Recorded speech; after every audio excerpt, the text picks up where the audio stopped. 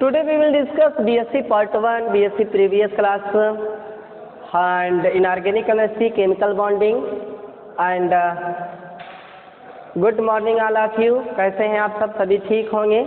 आइए Mukhtar Ahmad Shaikh from UD PG रसाल बरौद Prayagraj belongs to the subject of chemistry. I teach you about the chemical bonding. बड़ा ही popular है यह और बहुत ही इम्पोर्टेंट है। यह अपने इनऑर्गेनिक ऑर्गेनिक फिजिकल से लिहाज से बहुत ही इम्पोर्टेंट है। पार्ट 1 के लिए केमिकल बॉन्डिंग, रासायनिक बंध किस तरह से बनता है तो बचपन से पढ़ते चले आते हैं और जब ही यह चैप्टर शुरू होता है तो ऐसा लगता है कि आज कुछ ज़रूर नया होने वाला है। केमिकल बॉन्डिंग बहुत ही इम्पोर्टेंट चैप्टर है। केमिकल बॉन्डिंग की बात करते हैं। अक्सर आप ये जानते हैं कि कोई भी परमाणु होता है, atom also form by the 3 particles. Atom form by the 3 particles, 3 पार्टिकलों से मिल करके एटम बना करता है। ठीक है, और पार्टिकल कौन कौन होते हैं? Already you know that electron. क्या होता है? इलेक्ट्रॉन ना। और जैसे आपने एटॉमिक स्ट्रक्चर भी पढ़ लिया था, उसके बाद क्या होता है? प्रोटॉन, उसके बाद न्यूट्रॉन, है ना। ये चीज़ न्यूट्रॉन, ये चीज़ होता है। तो इसमें होता क्या है कि ये आपका नाभिक होता है, न्यूक्लियस। ये आपका न्यूक्लियस होता है और इसके चारों ओर, है ना, सर्किल में इलेक्ट्रॉन मोशन करता रहता है। न्यूट्रॉन और प्रोटॉन इसके पास में हुआ करते हैं। यही था ना भाई। अब देखिए, मान करके चलिए यहाँ पर बात आती है केमिकल बॉन्डिंग, यानी केमिकल का बॉन्ड। केमिकल बॉन्डिंग कैसे होता है? कोई भी एटम बॉन्ड क्यों बनाता है और कैसे बना लेता है? Already you know that any atom also form by the micro particles. These are not seen, जो दिखाई नहीं देते, छोटे छोटे कणों से बने होते हैं जिन्हें हम परमाणु कहते हैं। परमाणु अति सूक्ष्म कण हुआ करता है। परमाणु 3 कणों से मिलकर के बना होता है, इलेक्ट्रॉन, प्रोटॉन और न्यूट्रॉन से मिलकर के बना होता है। इसकी परिभाषा होती है पदार्थ का वह सूक्ष्मतम कण जो रासायनिक अभिक्रिया में भाग लेता है लेकिन स्वतंत्र अवस्था में नहीं रह सकता, उसे हम परमाणु कहते हैं। परमाणु हमेशा रासायनिक अभिक्रिया में भाग लेता है और वह स्वतंत्र अवस्था में नहीं रहता है। इसका रीजन है रासायनिक अभिक्रिया में भाग लेता है लेकिन वह स्वतंत्र अवस्था में नहीं रह सकता है। इस तरह से हम कह सकते हैं कि परमाणु, अब बात आती है यहाँ पे कि परमाणु रासायनिक अभिक्रिया में भाग क्यों लेता है। यहाँ पे क्वेश्चन आता है कि परमाणु रासायनिक अभिक्रिया में भाग क्यों लेता है? क्योंकि कोई भी परमाणु चाहता है कि उसका अष्टक पूरा हो जाए। आप जानते हैं अच्छी तरह से कि जो बोरबरी थे, क्या थे? बोरबरी, उन्होंने एक इलेक्ट्रॉनिक कॉन्फ़िगरेशन दिया था और वह इलेक्ट्रॉनिक कॉन्फ़िगरेशन के तहत यह बताया गया था कि किसी भी कोश के अंदर जो इलेक्ट्रॉन भरे जाते हैं वह 2n² के अनुसार भरे जाते हैं। किसके अनुसार भरे जाते हैं? 2n² के अनुसार भरे जाते हैं। जहाँ पे n बराबर क्या होता है? Number of electron. जहाँ पे n बराबर क्या होता है? नंबर ऑफ सेल, कोषों की संख्या। किसी भी परमाणु के कोष में इलेक्ट्रॉन किसके अनुसार भरा जाता है? 2n² के अनुसार भरा जाता है। जहाँ पे n क्या है? नंबर ऑफ सेल है, नंबर ऑफ कोष है। यानी वहाँ पे इन्होंने दिया 2, 8, 18, 32, 18, 8, ऐसा इन्होंने नियम दिया। उन्होंने दिया कि पहले कोष में 2 इलेक्ट्रॉन होगा, दूसरे में 8 होगा, तीसरे में 18 होगा, चौथे में 32, यानी 2, 8, 18, 32, 18, 8 होंगे। यानी कम से कम उसमें 2 इलेक्ट्रॉन होने चाहिए और ज़्यादा से ज़्यादा 8 इलेक्ट्रॉन होने चाहिए। ये इन्होंने बताया था कि कम से कम कितने होने चाहिए? 2, और ज़्यादा से ज़्यादा क्या होने चाहिए? 8 होने चाहिए। जिस दिन किसी भी परमाणु का इतना इलेक्ट्रॉन हो जाएगा वह किसी से बॉन्ड नहीं बनाएगा। यानी कोई भी परमाणु किसी दूसरे परमाणु से बॉन्ड इसीलिए बनाता है ताकि उसका अष्टक पूरा हो जाए। क्या करना चाहता है वो? ताकि उसका अष्टक पूरा हो जाए, इसलिए वह बॉन्ड बनाने की कोशिश करता है। लेकिन बात यह आती है कि वह कौन सा इलेक्ट्रॉन होता है जो परमाणु के बॉन्ड बनाने में सहयोग करता है? तो बॉन्ड बनाने में किसी भी परमाणु का सबसे बाहरी कोश का इलेक्ट्रॉन ही भाग लेता है। किसी भी परमाणु का सबसे बाहरी कोश का इलेक्ट्रॉन ही बॉन्ड बनाने में भाग लेता है। क्यों? क्योंकि आपको पता है कि जो सबसे बाहर का इलेक्ट्रॉन होगा, जैसे जैसे कोशों की संख्या बढ़ती जाएगी, है ना, नाभिक से दूरी बढ़ती जाएगी किसकी? इलेक्ट्रॉन की। जैसे जैसे कोशों की संख्या बढ़ती जाएगी, नाभिक से इलेक्ट्रॉन की दूरी बढ़ती जाएगी और उस बाहरी कोश पर इलेक्ट्रॉन का ऑलरेडी नाभिकीय बल कमजोर होता चला जाएगा और किसी दूसरे परमाणु से बॉन्ड बनाने के लिए ऑलरेडी उस इलेक्ट्रॉन को आसानी के साथ एक कक्षा से दूसरी कक्षा में जाना होगा, तभी बॉन्ड बन सकता है। और उस परमाणु को निकालने के लिए हमें कम ऊर्जा भी खर्च करनी चाहिए, क्योंकि अगर हम ज़्यादा से ज़्यादा ऊर्जा खर्च करेंगे तो ऑलरेडी जितने का बॉन्ड नहीं बनेगा उससे ज़्यादा नुकसान होगा। यानी किसी भी परमाणु के बाहरी कोश से इलेक्ट्रॉन को निकालने के लिए हमें ऊर्जा की ज़रूरत पड़ती है, और यह जो ऊर्जा होती है ये आयनन ऊर्जा कहलाती है, आयनाइजेशन एनर्जी कहलाती है। यह जो आयनाइजेशन एनर्जी होती है इसी को निकालने या आयनाइजेशन एनर्जी खर्च करके ही हम दो एटमों के बीच में इलेक्ट्रॉनों की शेयरिंग करा करके बॉन्ड बनाया करते हैं। तो इसका मतलब होता है कि किसी भी परमाणु का सबसे बाहरी कोश का ही इलेक्ट्रॉन बॉन्ड बनाने में भाग लेता है, क्योंकि यही वैलेंसी इलेक्ट्रॉन होता है। आपको बता दें, केमिकल बॉन्डिंग बनाने के लिए क्या करने के लिए, केमिकल बॉन्डिंग बनाने के लिए, रासायनिक बंध बनाने के लिए ऑलरेडी हमें क्या करना चाहिए, केमिकल बॉन्डिंग बनाने के लिए हमें वैलेंसी इलेक्ट्रॉन चाहिए, वैलेंसी इलेक्ट्रॉन चाहिए। और यह वैलेंसी इलेक्ट्रॉन, वैलेंसी जो वर्ड है, यह valency word taking from the Latin word Valencia से लिया गया है। वैलेंसिया वर्ड है एक जिसका नाम लैटिन वर्ड वैलेंसिया से लिया गया है। वैलेंसिया का मतलब होता है कॉम्बिनेशन कैपेसिटी, यानी जुड़ने की क्षमता। कॉम्बिनेशन कैपेसिटी यानी जुड़ने की क्षमता, कॉम्बिनेशन कैपेसिटी जुड़ने की क्षमता यह होता है। फिर से सुन लीजिएगा, किसी भी परमाणु को बंध जब बनाया जाता है, बंध बनाने के लिए उसे वैलेंसी इलेक्ट्रॉन चाहिए, और यह वैलेंसी इलेक्ट्रॉन का क्या लैटिन वर्ड वैलेंसिया से लिया गया है, जिसका मतलब होता है कॉम्बिनेशन कैपेसिटी, किसी के साथ जुड़ने की क्षमता हुआ करता है। यहाँ पे बताया जा रहा है कि कोई भी परमाणु अस्थायी नहीं होता है, उसे अस्थायी रहने के लिए वह दूसरे परमाणु से बॉन्ड बनाता है, इसलिए वह इलेक्ट्रॉनों की शेयरिंग किया करता है। जिस दिन उसके परमाणु के बाहरी कोश में कम से कम 2 और ज़्यादा से ज़्यादा 8 हो जाएंगे, वह परमाणु किसी से बॉन्ड नहीं बनाएगा। इससे यह साबित होता है कि किसी भी परमाणु का सबसे बाहरी कोश का जो इलेक्ट्रॉन हुआ करता है वही वैलेंसी इलेक्ट्रॉन हुआ करता है, वही बॉन्ड बनाने में भाग लिया करता है, वही बंध बनाने में सहयोग किया करता है। अब आप यहाँ पर देख सकते हैं कि जब कोई केमिकल बॉन्ड बनता है, हम लोग कहते हैं किसी भी परमाणु का बाहरी कोश, जैसे देखिए मान लीजिए कि 2 एटम हैं, क्या मान लीजिए आप 2 एटम हैं, चलिए मान लीजिए यह एटम ए है और यह एटम क्या है, बी है। आपके पास 2 एटम हैं, एक एटम ए है और दूसरा एटम क्या है, बी है। इस तरीके से 2 एटम हैं और इनका भी नाभिक पॉजिटिव होगा, इनका भी नाभिक क्या होगा, पॉजिटिव होगा। इस तरह से चलिए पॉजिटिव हो गया। अब यहाँ पर क्या होता है, यहाँ पे इलेक्ट्रॉन मोशन कर रहा है और यहाँ भी इलेक्ट्रॉन क्या कर रहा है, मोशन कर रहा है। यहाँ न्यूट्रॉन है, प्रोटॉन है, यहाँ न्यूट्रॉन और प्रोटॉन है। अब आप देखा करिए, अगर हम मैथमेटिकली कॉन्सेप्ट लगाते हैं तो इस केस में तो हम कह सकते हैं कि जब 2 परमाणु आपस में आ रहे थे तो इलेक्ट्रॉनों और इलेक्ट्रॉनों के बीच में रिपल्सन जरूर रहा होगा, क्योंकि यहाँ पर इलेक्ट्रोस्टैटिक रिपल्सन होगा, क्योंकि जब सेम चार्ज हुआ करता है तो उसमें रिपल्सन हुआ करता है। क्या हुआ करता है, repulsion.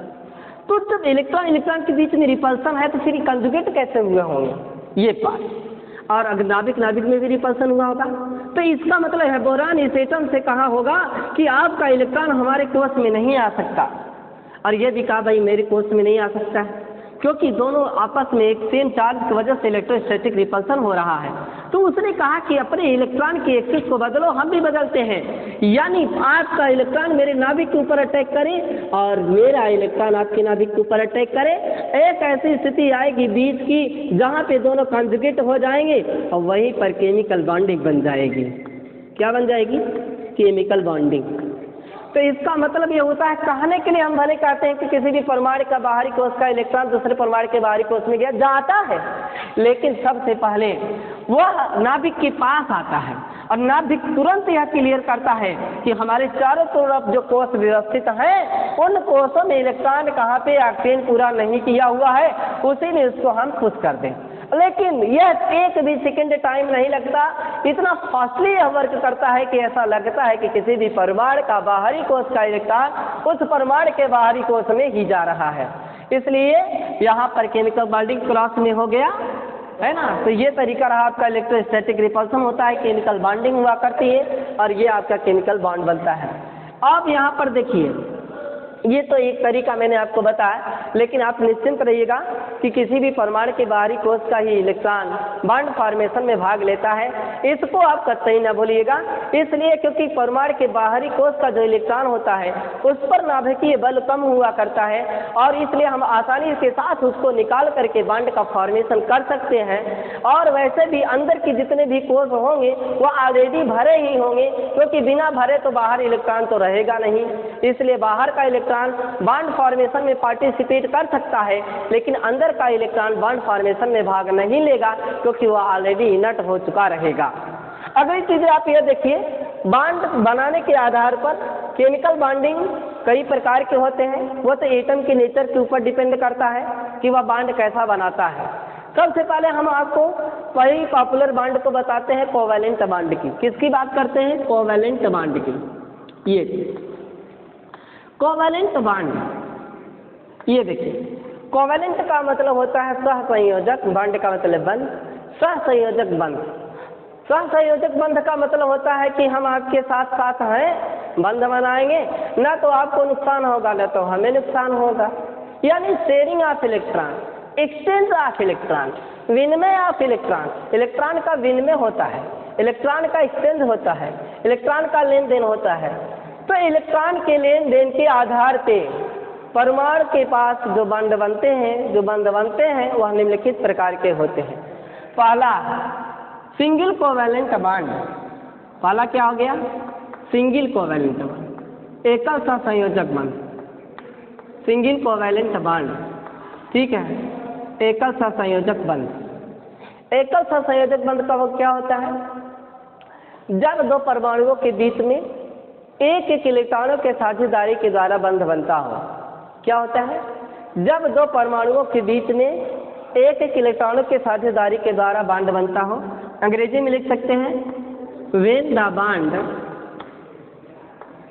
bond is formed, when the bond is formed by the one exchange माने विनिमय between two atom,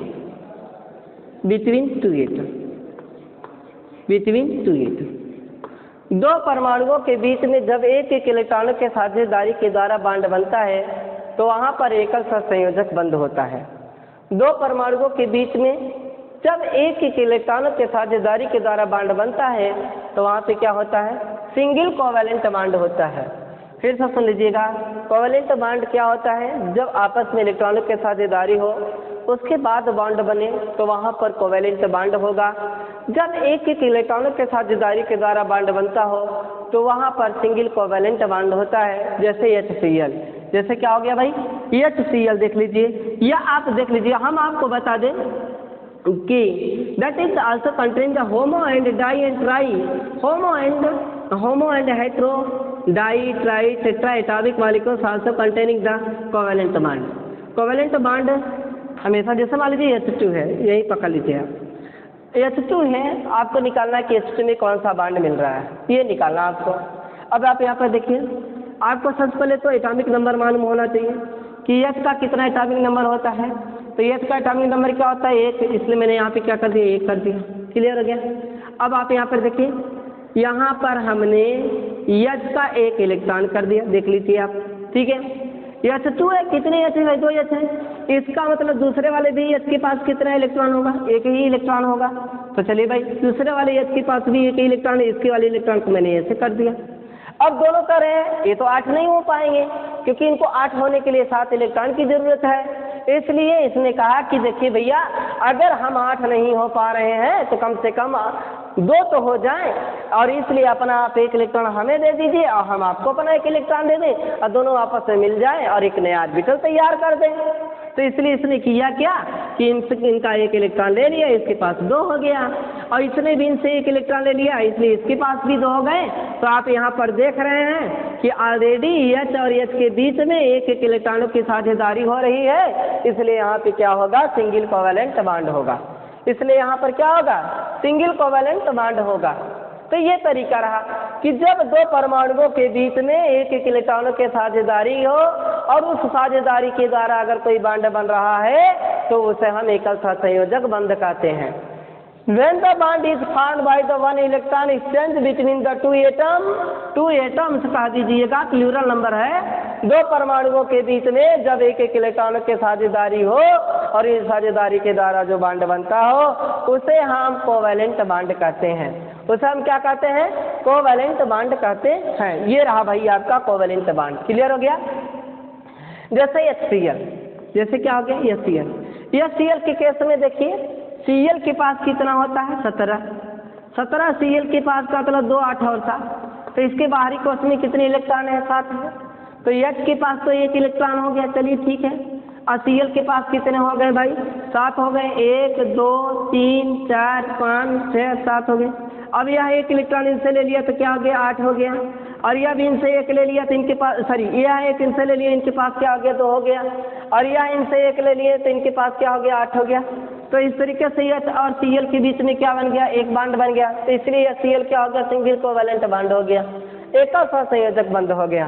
तो आप देख सकते हैं कि जब दो परमाणुओं के बीच में एक एक इलेक्ट्रॉनों के साझेदारी होती है तो वहाँ पे जो बंध बनता है उसे हम एकल सहसंयोजक बंध कहते हैं। कोवैलेंट बॉन्ड का मतलब साझेदारी के द्वारा बना हुआ बॉन्ड।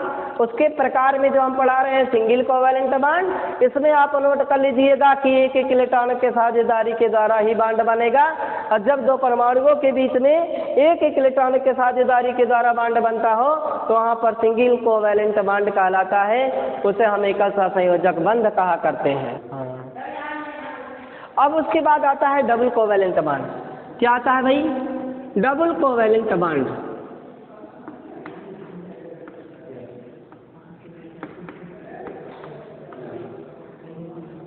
डबल कोवैलेंट बॉन्ड का मतलब होता है जब दो दो इलेक्ट्रॉन के साझेदारी के द्वारा बॉन्ड बनता हो। क्या होता है, जब दो दो इलेक्ट्रॉन के साझेदारी के द्वारा बॉन्ड बनता हो तो वहाँ पे क्या होगा, डबल कोवैलेंट बॉन्ड होगा। इस चीज को केयर कीजिएगा। जैसे देखिएगा O2 है, क्या हो गया O2, that is oxygen, oxygen molecule.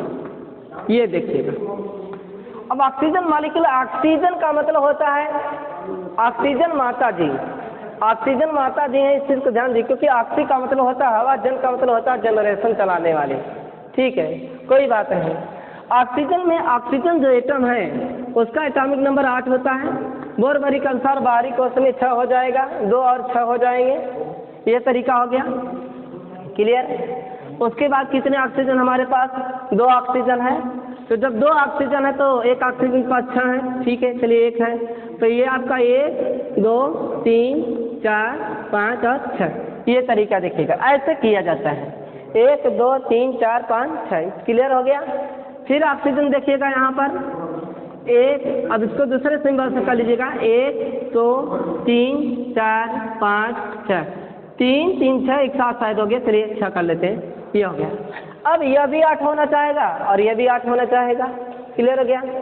इसको भी 8 होने के लिए 2 इलेक्ट्रॉन की जरूरत है, इसको भी 8 होने के लिए 2 इलेक्ट्रॉन की जरूरत है। इसलिए यह ऑक्सीजन इस ऑक्सीजन से 2 इलेक्ट्रॉन ले लिया, इसके पास 8 हो गया, और यह ऑक्सीजन इस ऑक्सीजन से 2 इलेक्ट्रॉन ले लिया, इसके पास भी क्या हो गया, 8 हो गया। तो इस तरीके से ऑक्सीजन और ऑक्सीजन के बीच में कितने बॉन्ड बन गए, डबल बॉन्ड बन गए।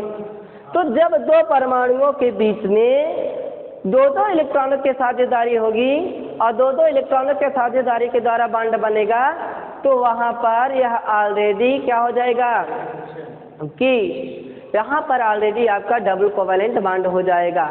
जब 2 परमाणुओं के बीच में, यहाँ पे हम लिख दे रहे हैं व्हेन शेयरिंग ऑफ 2 इलेक्ट्रॉन, या व्हेन द बॉन्ड फॉर्म्ड, ऐसे लिख डालिएगा, नहीं कहेंगे लिखवाए नहीं है। when the bond formed by the sharing of two electron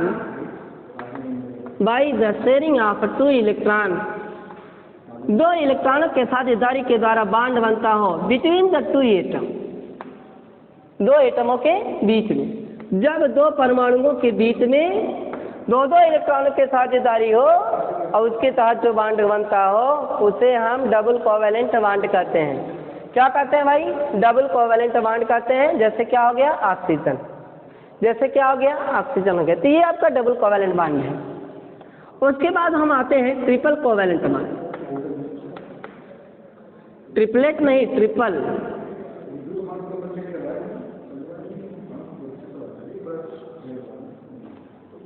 triple covalent bond ये देखिए,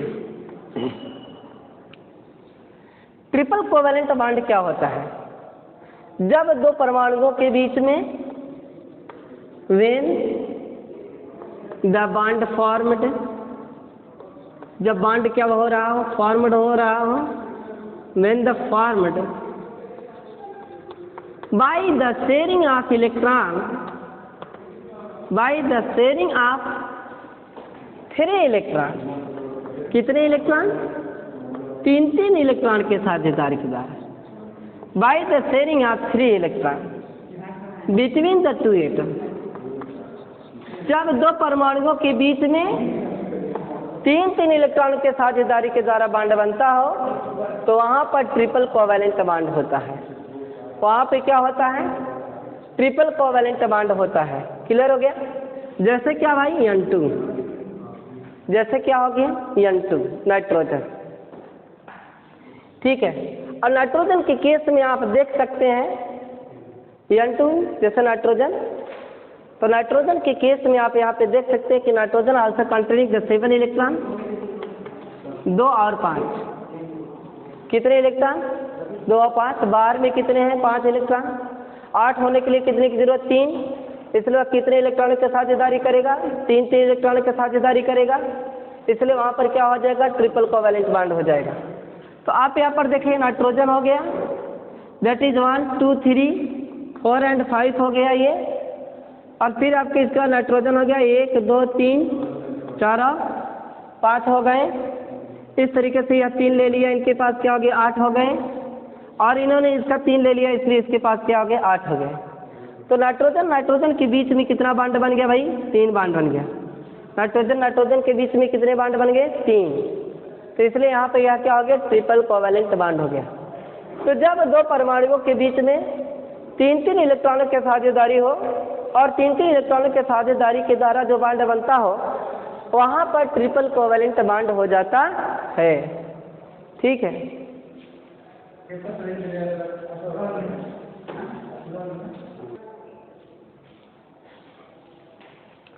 अब कोवेलेंट बांड के बाद हम आपको बताएंगे कोऑर्डिनेट बांड। कोऑर्डिनेट बांड बड़ा ही इंपॉर्टेंट बांड है, ये भी इम्पॉर्टेंट। देखिए कोऑर्डिनेट बांड के लिए क्या होता है कि ऑलरेडी इसमें एक इलेक्ट्रॉन रिच मॉलिक्यूल्स होनी चाहिए। कोऑर्डिनेट बांड में हमेशा लोन पेयर ऑफ इलेक्ट्रॉन होता है। वह लोन पेयर ऑफ इलेक्ट्रॉन किसी को दे देता है, फिर हम वापस नहीं लेता है। इसमें जो बांड बनेगा कोऑर्डिनेट बांड में ऑलरेडी एक एटम दूसरे को इलेक्ट्रॉन देगा। In this type of bond, in this type of bond donor donate the one pair of electron, इलेक्ट्रॉनों का एक जोड़ा दे दिया जाता है एंड नॉट एक्सचेंज। इसमें विनिमय नहीं होता है, इसमें इलेक्ट्रॉनों का जोड़ा दे दिया जाता है और लिया नहीं जाता है, एक्सचेंज नहीं होता है। क्लियर हो गया? इस चीज को ध्यान रखना है। It is denoted by arrow. इसे हम एक तीर से प्रदर्शित करते हैं, है ना। इसे कैसे प्रदर्शित किया जाता है? एक तीर से प्रदर्शित किया जाता है।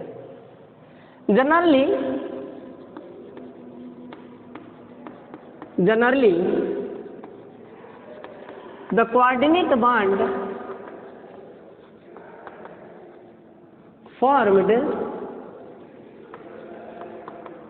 in the complexes। जनरली जो कोऑर्डिनेट बॉन्ड होता है वह कॉम्प्लेक्सेस में होता है। उसमें होता क्या है कि एक इलेक्ट्रॉन डेफिशिएंट होता है और एक इलेक्ट्रॉन रिच, ठीक है। जैसे मान करके चलिए NH3 की बात करें। किसकी बात करें? NH3 मॉलिक्यूल, इसकी बात करें। अमोनिया मॉलिक्यूल है ये, इसकी बात करते हैं। अब इस केस में आप देख सकते हैं कि नाइट्रोजन है, इसके पास 7 इलेक्ट्रॉन होते हैं, बाद में 5, 1 2 3 4 5 हो गए। हाइड्रोजन इसके पास 3 होगा, 1 2 और 3। इस तरीके से यह हाइड्रोजन से लिया 2 हो गया, यह हाइड्रोजन से लिया 2 हो गया, यह हाइड्रोजन से लिया 2 हो गया। अब यह भी इनसे लेगा तो 3 हो गए इसके पास। तो आपने देखा कि यह नाइट्रोजन इस हाइड्रोजन के साथ सिंगल कोवलेंट बना रहा है, लेकिन इसके पास अभी एक जोड़ा ऐसा इलेक्ट्रॉन है जो किसी से बॉन्ड नहीं बनाया है, इसलिए इसको हम लोन पेयर कहेंगे। कैसा इलेक्ट्रॉन कहेंगे? लोन पेयर इलेक्ट्रॉन कहेंगे।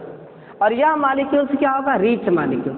इलेक्ट्रॉन का धनी, इलेक्ट्रॉन का धनी का मतलब किसी को भी इलेक्ट्रॉन दे देगा, पुनः वापस नहीं लेगा। अब इसके बाद देखिएगा BF3 की बात करें। BF3 में 5 बोरान का होता है जो बड़ा परेशान होता है, इसके बाहर में 3 होता है। इसको 8 होने के लिए कितने की जरूरत है? 5 की। अब देखिए 5 बोरान जो इसके पास 3 है, 1 2 3 ये है। फ्लोरीन के पास 9 होते हैं, बाहर में कितने होते हैं? 7 होते हैं। फ्लोरीन के पास कितने होते हैं? 9 होते हैं, और बाहर में कितने होते हैं? 7 होते हैं।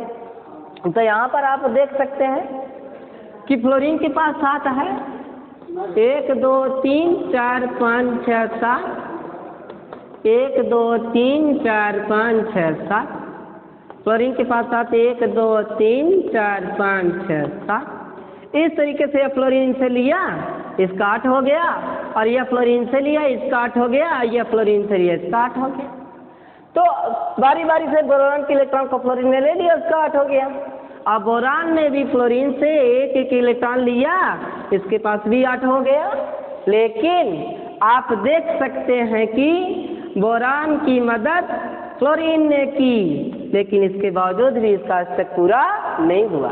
तो जब एक परमाणु दूसरे परमाणु की मदद करता, उसे इलेक्ट्रॉन देता हो, लेकिन इसके बावजूद भी उसका अष्टक पूरा ना होता हो, तो ऐसे स्थिति में वह बोरान इलेक्ट्रॉन डेफिशिएंट कहलाता है, इलेक्ट्रॉन का गरीब कहलाता है। यानी इसका मदद किया जा रहा है, लेकिन इसके बावजूद भी इसका ऑक्टेन पूरा नहीं हो रहा है। इसकी मुलाकात अमोनिया से होती है, NH3 की मुलाकात बोफीन से होती है। वह कहता है कि मेरी मदद फ्लोरीन ने किया है, लेकिन इसके बावजूद भी मेरा अष्टक पूरा नहीं हुआ है, इसलिए वह कहता है डोंट वरी, घबराइए नहीं, मैं अपना जोड़े का इलेक्ट्रॉन आपको देता हूँ, आपके ऑक्टेन को पूरा करता हूँ, लेकिन आपको मेरे साथ रहना पड़ेगा। यानी यहाँ पर बन जाता है NH3.BF। क्या बन जाता है? NH3.BF, यानी एडक्ट प्रोडक्ट, जुड़ा हुआ प्रोडक्ट बन रहा है।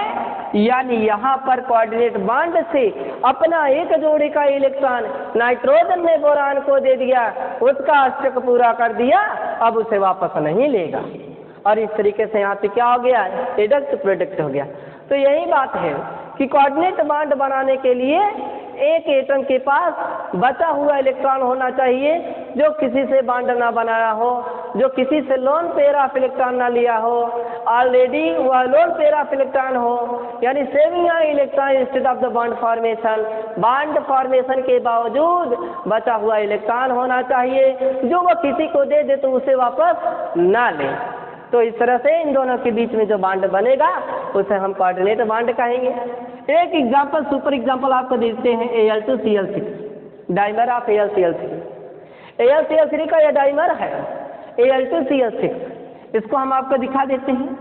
अब आप यहाँ पर देखिए 13 एल्युमिनियम है, बाहर में कितना है 2, 8 और 3 है, बाहर में कितना है 2, 8 और 3 है। क्लोरीन कितना है भैया 17, बाहर में कितने हैं 2, 8 और 7 है। यानी क्लोरीन को 1 इलेक्ट्रॉन चाहिए अपना ऑक्टेन पूरा करने के लिए, क्योंकि उसके बाहरी कोश में 7 इलेक्ट्रॉन है। एल्युमिनियम को 5 इलेक्ट्रॉन चाहिए उसके बाहरी कोश में, क्योंकि इसके पास बाहरी कोश में 3 इलेक्ट्रॉन है। तो ये रहा भाई, देखिए कैसे करते हैं, पूरा हो जाएगा भी। तो ये देखिए एल्युमिनियम, और ये देखिए एल्युमिनियम, और ये देखिए आप Cl, यहाँ भी देखिए Cl, क्लियर हो गया। यहाँ भी देख लीजिए Cl, यहाँ भी देख लीजिए Cl, यहाँ भी Cl लगा दीजिए, यहाँ भी Cl लगा दीजिए, ठीक है। अच्छा से दिखा दीजिए इन लोगों को। आप देखिए 1, 2, 3, 4, 5, 6, 7 दिखाइए भाई, 7, ठीक है। 1, 2, 3, 4, 5, 6, 7 गिन लीजिएगा, 1, 2, 3, 4, 5, 6, 7। हाँ, गलत ना होने पाए इसको गिन लिया करिए, 1, 2, 3, 4, 5, 6 और ये 7, ठीक हो गया। 1, 2, 3, 4, 5, 6, 7, ये हो गया 7 आपके। यहाँ भी आपको दिखा देते हैं 1, 2, 3, 4, 5, 6, 7। यहाँ देखिए 1, 2, 3, 4, 5, 6, 7। ये देखिए सबके पास 7 मैंने कर दिया, क्योंकि इसके बाहरी कोश में कितने थे 7 इलेक्ट्रॉन थे। एल्युमिनियम का भी कर देते हैं हम, देखिए 1, 2 और यहाँ पे 3, क्लियर हो गया। यहाँ भी कर देते हैं 1, 2 और यहाँ कर देते हैं हम 3, देख लीजिए। अब यह क्लोरीन इस एल्युमिनियम का ले लिया, इसके पास 8 हो गए कि नहीं। यह क्लोरीन इस एल्युमिनियम से ले लिया, इसके पास भी क्या हो गया 8 हो गए। यह क्लोरीन इस एल्युमिनियम से ले लिया, इसके पास भी क्या हो गया 8 हो गए। और यह क्लोरीन इस एल्युमिनियम से ले लिया, इसके पास भी क्या हो गया 8 हो गए। यह क्लोरीन इस एल्युमिनियम से ले लिया, इसके पास भी क्या हो गए 8 हो गए। यह क्लोरीन इस एल्युमिनियम से ले लिया, इसके पास भी क्या हो गए 8 हो गए। तो इस तरीके से सारे क्लोरीन के पास 8 हो गए।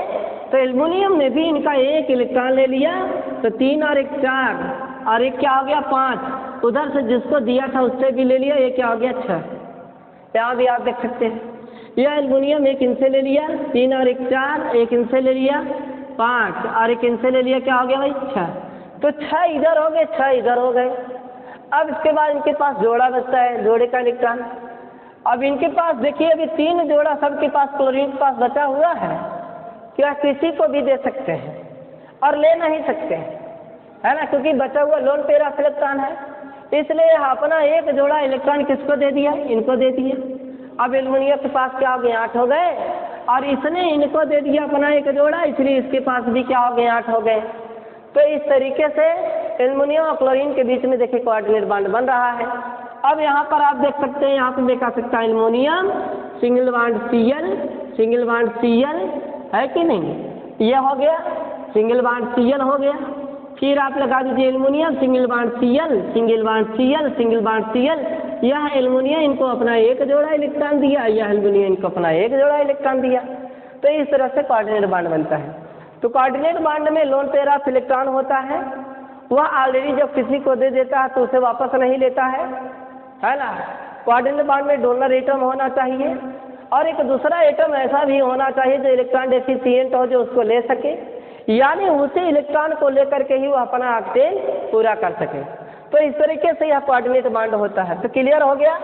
In this type of bond donate the one pair of electron and not exchange, it is the donate. Generally the coordination bond form in the complexes, generally यह कॉम्प्लेक्स के अंदर मिलता है। इसे हम एक तीर से प्रदर्शित करते हैं। तीर क्या होता है, तीर के पास एक पूंछ होती है और एक उसका मुंह होता है। तीर हमेशा दिशा को बताती है, जिसे हम वेक्टर कहते हैं। फिजिक्स में आपने पढ़ा है डॉट और वेक्टर, सदिश राशि और अदिश राशियाँ। स का मतलब सहित हो, दिशा माने दिशा सहित हो, उसी का नाम सदिश राशि होता है। अदिश का मतलब अमाने नहीं हो, जिस माने दिशा, जिसमें दिशा नाम से अदिश राशि करते हैं। डार्ट में क्या होती है, सारी दिशाएं होती हैं इन्वॉल्व, यानी वह एक पॉइंट होता है 360 डिग्री सेल्सियस का, सॉरी 360 डिग्री का, इसलिए वह क्या होता है डॉट होता है, अदिश राशि होती है। सदिश राशियाँ क्या हैं, सदिश राशियाँ ऐसी राशियाँ जिसमें दिशा हो और दिशा के साथ साथ उसके परिमाण हो। तो तीर हमेशा दिशा को प्रदर्शित करता है। आपकी दुकान गली में है, जीटी रोड पर आप एक बोर्ड लगा करके तीर लगा देते हैं कि मेरी दुकान अंदर है, तो तीर का मुँह दिशा को बताता है। तीर की लंबाई, तीर की पूंछ जो होती है मुंह से लेकर के वहाँ तक परिमाण को बताती है। परिमाण और परिणाम दो चीजें हुआ करती हैं। परिणाम किसी चीज का नतीजा हुआ करता है और परिमाण लंबाई चौड़ाई ऊंचाई हुआ करता है। तो इस चीज का ध्यान रखिएगा कि परिणाम और परिणाम दो चीजें होती हैं। परिमाण किसी चीज की लंबाई चौड़ाई ऊंचाई हुआ करती है, परिणाम किसी चीज का नतीजा हुआ करता है। तो कोऑर्डिनेट बांड जो होता है इसे तीर से प्रदर्शित किया जाता है और ऑलरेडी इलेक्ट्रॉन डेफिशिएंट एटम के अंदर अपने इलेक्ट्रॉन को डोनेट करके उसे स्टेबल करने की कोशिश करता है और इसके द्वारा दिया गया इलेक्ट्रॉन वापस नहीं लिया जाता है। कितना पहुंचते हैं?